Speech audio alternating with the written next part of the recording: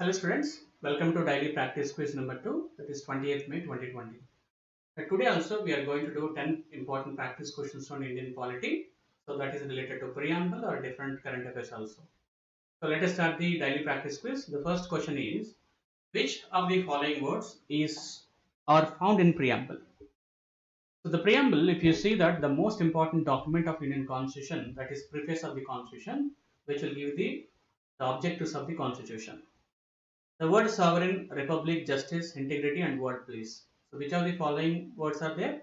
When you read the document of Indian Constitution, especially the first document of the Constitution preamble, the first word is called sovereign. The second one is called socialist, third is secular, and fourth is democratic, and fifth is republic. And in the middle of the preamble, you'll see that justice and integrity, all these words. So the first one, sovereignty is there, republic is there, justice is there, integrity is there. The word peace is not mentioned in the preamble. But my dear students, remember this word. World peace is mentioned in objective resolution, which was introduced by Jawaharlal Nehru in Constituent Assembly. That is also there in the current. That is also there in the practice quiz. So answer is 1, 2, 3, 4. That is the first one. Statement 1, 2, 3, 4 is the answer, right? Then second question, which of the following words are found in object to resolution? Immediately the question came. The sovereign, republic, justice, integrity, world peace. Yes, all the words are there. So I have mentioned, just if you open this document, on December 13th, 1946, Jawaharlal Nehru moved his historical object to resolution in Constituent Assembly. It laid down the fundamentals and philosophy of the constitutional structure. The Constituent Assembly declares, if you see that there are a lot of words, one, two, three, four statements, independent sovereign republic, and justice also mentioned. In this document, integrity, and finally promotion of world peace. That means the objective resolution of Jawaharlal Nehru, when he is reading in the Constituent Assembly, all the words are there. That is, world peace is also there. So that is why in the previous slide, if you see that which of the following statements are true regarding objective resolution, so that is sovereignty is there, republic is there, justice is there, integrity is there, and finally the word world is also there.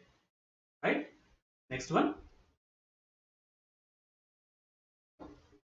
Which of the following comes under the definition of state? Yes.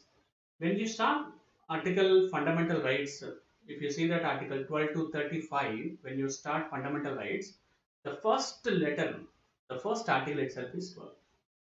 So article 12 that is talks about the definition of the state. What is this definition of state? Which is nothing but simply the government. If a government or any institution which is funded by the government can also consider as a article 12. So the statement 1, government of India and the state government of state is the right answer. Statutory authorities and any authority which is established by an act of the parliament. Statute means chattamandal. And third one, non-statutory authorities. That is also right. So the answer is 1, 2, 3. So the term state has been used in different provisions concerning fundamental rights, hence Article 12 has defined the term for the purpose of part number 3.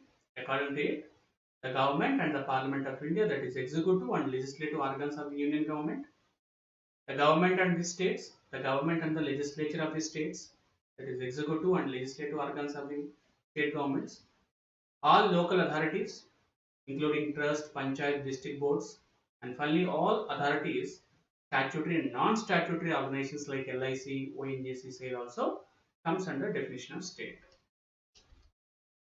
Next up, very important question. With reference to the word Indira Sahani, the case Indira Sahani case, which of the following elements are declared as a basic structure of the constitution? Yes, my dear student, this case is very famous. Mandal case, reservation case. What is the constitutional validity of reservation that has been discussed in the Sahani case? So statement 1, rule of law. Statement 2, supremacy of the constitution. And statement 3, that is welfare state. Right? So option is only one, that is rule of law. In Indira Sahani case 1992, popularly known as Mandal case, the Supreme Court declared rule of law is the basic structure and element of the constitution. So the basic structure is a 10 marks question for Group 1 and Civil Services. And for Group 2 and other competitive exam, it will be an objective question. In which of the following cases rule of law is considered as a basic structure of the constitution? Option A, Indira Sahani case. Option B, Maneka Gandhi case. Option C, Keshwana Bharati case. And option D, all of the above. The simple answer is Indira Sahani case. Next one.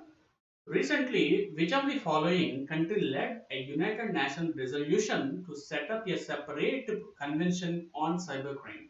Cybercrime, you know very well, the misuse of internets, all the porno sites and different crime issues which are happening in cyber. So that is why option A, Israel, India, China, Russia. So the answer would be Russia. So the Russia proposed an entitled countering the use for information and communication technologies for criminal purposes was recently put forth by the United Nations General Assembly. India voted in the favor of cybercrime resolution led by the Russia. Right, my dear student? This is also important question. Next question. The term 2010 strategic concept is related to which of the following country? 2010 strategic concept. Option A, NATO. Option B, Warsaw Pact. Option C, Non-Proliferation Treaty. Very good. Option D, START Treaty.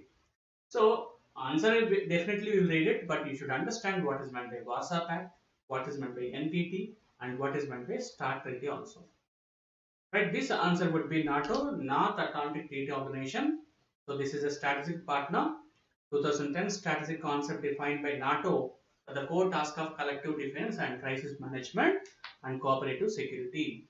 So the NAT in 1949 April, that is Washington DC, United States, the NAFTA, which consists of 30 member allied states of North America and Europe.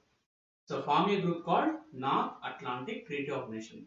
Basically, it is a defense organization. You can say that all the important decisions of the defense will be taken care by the NATO only. So the headquarters is Brussels and Belgium. Right, my dear students? The last question, the seventh question, sorry.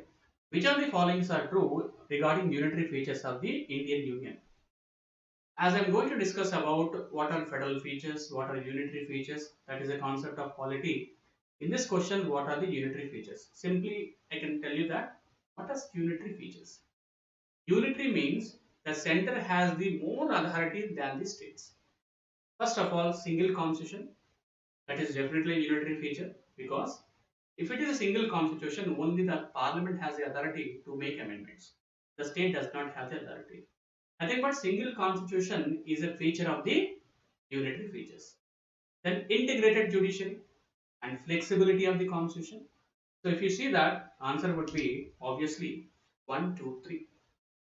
So all the three things are very simple information which is unitary features.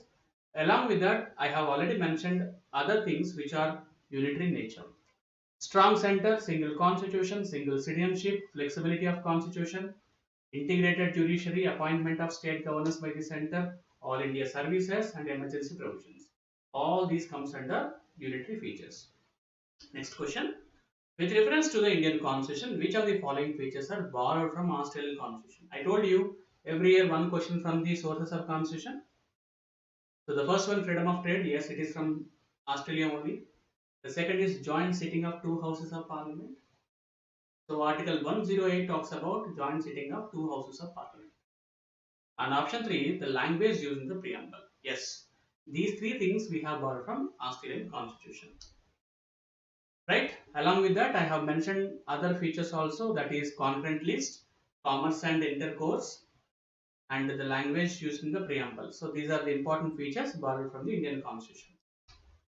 The ninth question, with reference to the preamble, which of the following words are found in original constitution, original preamble? That means when the constitution came into existence on 26th of January 1950, that is called original constitution and original features. So the first thing, we know that there are three important letters. Let's say sovereignty is there, democratic is there, and republic is there. But there are few words which are added to the preamble by 42nd Amendment Act 1976 by Indira Gandhi government. So The word is socialist, right, sir? So the answer would be 1, 2, 3 words are there, and the fourth is not there. The answer will be 1, 2, 3. The preamble is called the introduction letter to the Indian Constitution. The preamble was amended by 42nd Amendment Act 1976, in which the three new words socialist, secular, and integrity were added. I have bolded that just to look at that. And the last question, Article 267 of the Constitution is related to which of the following? So, generally, the government is maintaining three types of accounts. One is Consolidated Fund of India. Second is account of the public, that is Public Account of India.